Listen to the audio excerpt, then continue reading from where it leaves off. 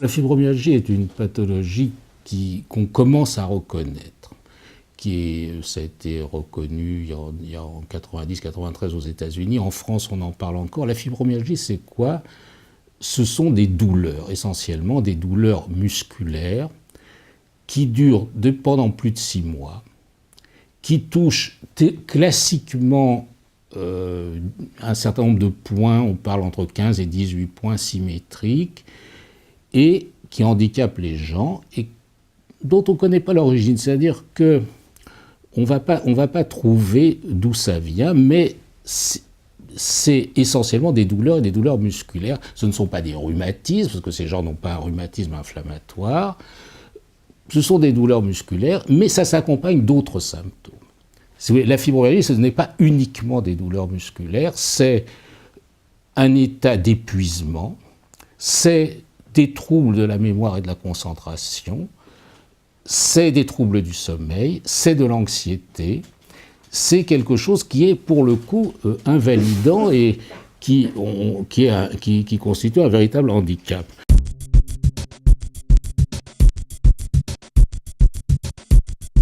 On peut définir des circonstances déclenchantes qui sont soit progressives, soit brutales.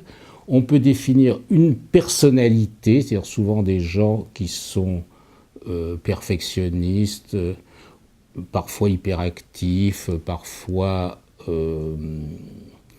surmenés, parfois stressés. On peut définir une prépondérance féminine qui est sans doute de 2 sur 3 ou même de 3 sur 4. On peut définir un âge médian qui est entre 30 et 50 ans, donc les âges actifs de la vie. Mais surtout, ce qui est très important, et ce sur quoi j'insiste bien, c'est que c'est une pathologie, d'abord qui s'accompagne, comme je vous l'ai dit tout à l'heure, d'autres choses que de la douleur musculaire en elle-même, mais qui est souvent négligée et mal diagnostiquée, qui n'est pas prise en compte.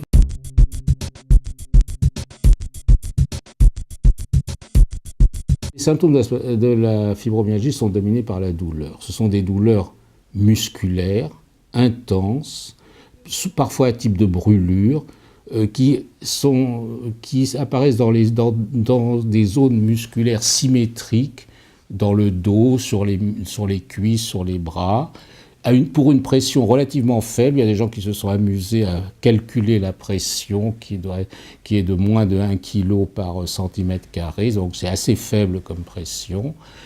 Mais il n'y a pas que la douleur. La douleur, c'est le maître symptôme, mais ça s'accompagne d'une fatigue intense, ça s'accompagne d'anxiété, ça s'accompagne de troubles du sommeil, ça s'accompagne surtout de problèmes de mémoire et de concentration. C'est-à-dire qu'en gros, les gens sont dans un état qui ne leur permet pas d'avoir une activité normale.